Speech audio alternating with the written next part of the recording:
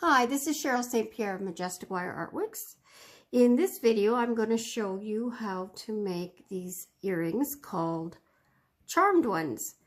And it's actually a quite basic design, but I have a few little hints on how to successfully keep the bottom round, and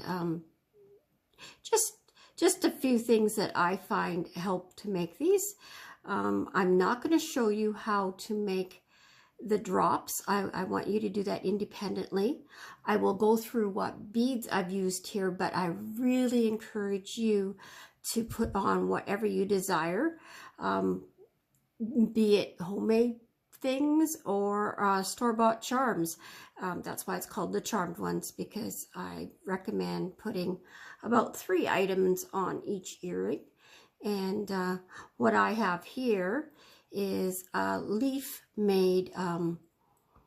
What you could do is go to my little leaf earrings, and it's an ear wire, and you just, instead of making the ear wire, you make it into a head pin. And I put 2mm bicone beads on it, but you can also use seed beads because 2mm bicones can be difficult to find. And I've used a teardrop bead crystal here, and this is 13 by 6 in dimensions, and I've used 6 by 4 rondelle bead on top of it. And this is a 10mm heart. This one's a black onyx. It's hand carved, so some of them aren't quite perfectly shaped, but they're beautiful anyways. And I've used a 2mm bicone on this, but you could use a 4mm bicone. It would work just as well. When you put your drops on your ear wires, earrings I mean, I recommend doing it so that they're opposite for each earring. And you want 3 lengths. You want the longest to the shortest, the longest being close to the neck. That way when they sit, you can see all of them to some degree. And the leaf tends to be the longest, but I mean, that all depends on what you make. And for the center, or the upper part of the earring part, I've used 2mm bicones and another 6 by 4mm rondelle in the center. But for today, I'm going to do it differently. Oh, I also wanted to show you that this set has been proving to be popular. I hadn't even finished my first set. I posted a picture of it on Facebook, and it was sold before the pair was even made. And the customer requested that I make a necklace to match. And I've made the upper part bigger, and the earrings I'm making today has actually got the upper part a little bit bigger as well. So you can vary the size of beads you put in the upper part. And you can vary the part of beads you put on the lower part. I want you just to take this and run with it. I've made the bead drops ahead of time for the earring I'm going to show you today. I'm just going to show you one because it's virtually exactly the same work. And I'm going to be putting these 3 on it. So it's going to be pretty much exactly the same as the other earrings, except for I'm using different sizes of beads in different areas. And I just made another drop just to give you an example of something you could throw in there. And this is a 6mm rondelle that's got the sides buffed off, and it's the hole is drilled opposite length. I don't know what these beads are called, so if you ask me, I don't know what they're called, but I'm sure you can find them around. And I used the bicones, but like I said, you could easily use seed beads in place if you can't find those 2mm bicones, or you could use the 4mm bicones, and you're going to have different variation of lengths of your your drops, and you would just figure out where it would be, which combination you would work. That one would go in the middle then. I think this would be the shortest. But I also made the loop different. Yeah, just want to make sure I'm in focus there. See, I did the lazy loop with this one. I honestly think that a wrapped loop looks more elegant. It gives more, it shows more work. It gives more metal. And, well, anyways, that's enough talking, and let's get to work here. So what we're going to need is the wire, and I didn't cut it. I'm going to quickly pause it and cut it, and I'll be right back. Okay, so I forgot to mention, for your bead drops, all you need is 4 inches of 20 gauge dead soft copper wire. That's what I've used anyways, and it's raw copper wire, and just 4 inches so for each one. And you could use scraps. I use scraps all the time for my bead drops. It just makes sense. If you run out of scraps, by all means go ahead and take it off the roll, but I prefer to use my scraps that way, and it just works out. And for the leaf drop, if you go to my little leaf earring or little leaf earrings, just type that in with my name, and you should be able to find it in YouTube search, and it'll take you to it. I used a 7-inch piece of 20 gauge copper wire, and I did the bend at 2.5 inches. And now for the base part of the or body part of the earring, what I want you to do is have 2 pieces of 20 gauge wire that are 8 inches long, and I will have the metric in the description. And I will also put the link for the leaf drop or the little leaf earrings in the description, as well as bead drops. Excuse me, the bead drops. The bead drops is an unlisted tutorial, so you will only be able to get to it from the link I provide you. I'm going to try and put the link on the video on either the right hand corner or the left hand corner. I don't know if I'll succeed in that, but it's going to be in the description anyways. So what I want you to do with the 8-inch piece of copper wire, I want you to bend it at a very what do you call, precision 90-degree angle at 2.5 inches here. And then I want you to take your round nose pliers and, oh, actually no, I need you to have a round pencil. And this is, I almost forgot what I was going to teach you how to do.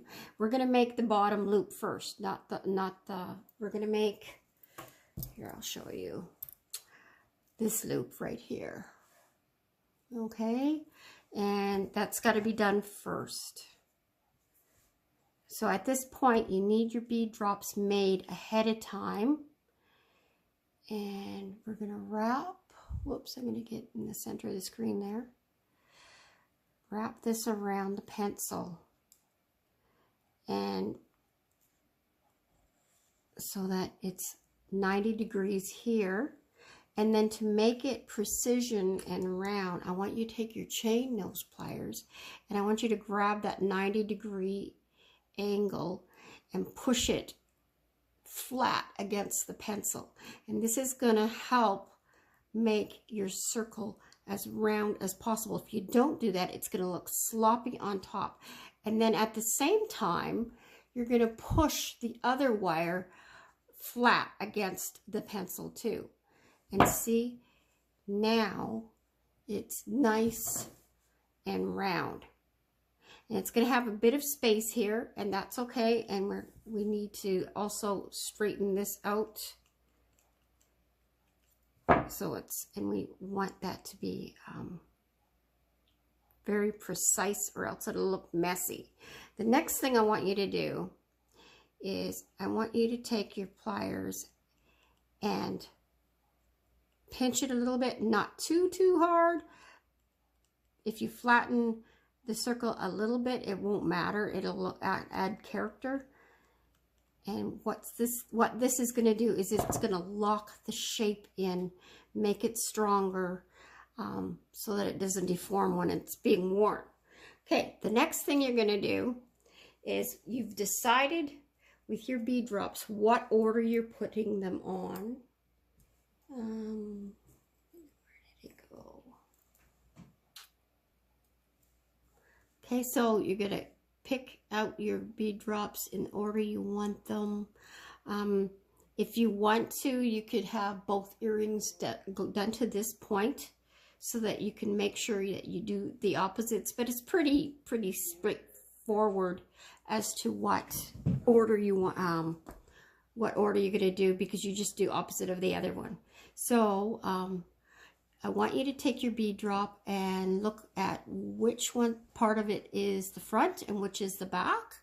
And this is the front, so I'm turning it upside down, putting it on the ring, and as you put it on, it's going to flip over. So now it's right side up. So I've got the longest, then the medium one, and then the shortest. Okay, and when it hangs, chances are the heart is going to look sideways, which is okay, because when you're wearing earrings, you usually, most people, you see the side first. And the leaf I've done so it sits kind of sideways too. So that's something you want to keep in mind when you make your drops. And if it's not facing the way you want it to, you can just grab, before you put it on here, grab it and twist the loop to whichever direction you want it to sit. Okay, the next thing I want you to do is, we don't want to bend the shape. We're going to hold it tight in your pliers, and then we want to take this and bend it around full circle so it's in the same position it was before, and then we are going to snip it as pretty close to the wire, and then crimp it down. And that locks your circle pretty good. Okay, so that part's done. The drops, right now, I would say the drops probably is the most time-consuming work of this earring. But you have to do precision work for the upper part, so it's got to be pretty precise. Although when you make your drops, you should make it so that they all match with the length. So you want to be consistent with your loops, you want to be consistent with your wraps and how the number of wraps, and consistency and making them all look equal does a lot for the quality of your earring. Okay, so what beads I've chosen to do the top part with is, I've got a 6mm round and 2 4mm bicones. And for my ladies in my craft along group, this is Blue Adventurine. It's actually a beautiful purple, but it's called Blue Adventurine. Lord knows why. So anyways, that's what it is. So I'm going to put the bicone, 6mm round, and the 4mm bicone, like that. Okay, and I want to make sure that this is sitting straight. Yeah, I think I goofed around and bent it a little bit. What you could do if you did that is you can take a pan that's got the graduated size and stick it in there and just make it round again. I'm not sure how I managed to do that. I normally don't. And straighten it out as best you can. Pushing it up. Okay, there, that's better. And now, with both earrings, you need to be consistent here. I want you to pretend that you're doing a triple wrap because you need that space, but we're not going to do a triple wrap. We're going to do a single wrap. We just need extra space for the beads to have a bit of movement so that we can do our framework. Okay, so now I'm going to make the loop. And the loops, both loops are facing the same direction. And I'm just, so the loop's made, it's nice and neat. I'm wrapping around just once and having it come around to the same position it was before. And now, to make the frame, see how we got the extra space here? Got to make sure this is straight because the wire tends to bend on you. And just gently curve the wire with pressure.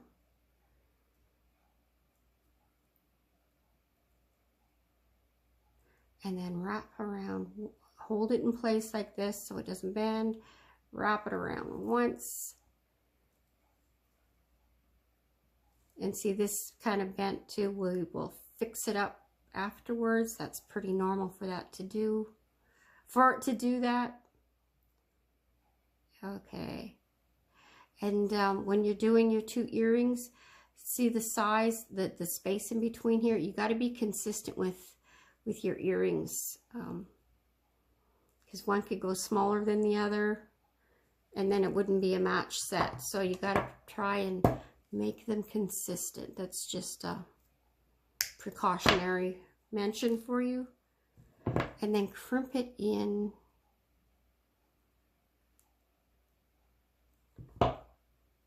There. It's only just wrapped around once. Now I'm adjusting that so that they're parallel from top.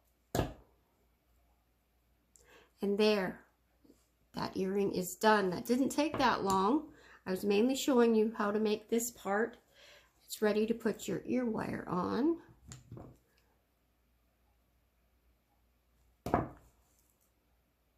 And then go ahead and make your second earring. And they're quite pretty. I like them. I like the extra metal I put in with the leaf. That's why I put the leaf in there. It gave extra metal. I like the wrap work that gives extra metal. And go ahead and make your second one. And I wanted to ask you to write in the comments of the video if you feel you need me to make a video showing how to make the necklace. Some of you will just be able to figure it out how to make the necklace, but maybe some of you won't. So go ahead and ask me to make it. I will if you request it. If I don't get the request, I won't make it. Okay, so thank you very much for joining me in this video. I hope my craft along group enjoyed the different beads I've given. Some of these beads are hard to find. I know that these beads are very hard to find. The 2mm bicones are hard to find. And so I want you to bear in mind, it doesn't have to be these beads. You can use whatever beads you want, or charms, or chain. Go with what you're feeling for the day and have fun with it. Thank you for joining me. God bless, and we'll see you in the next one. Bye for now.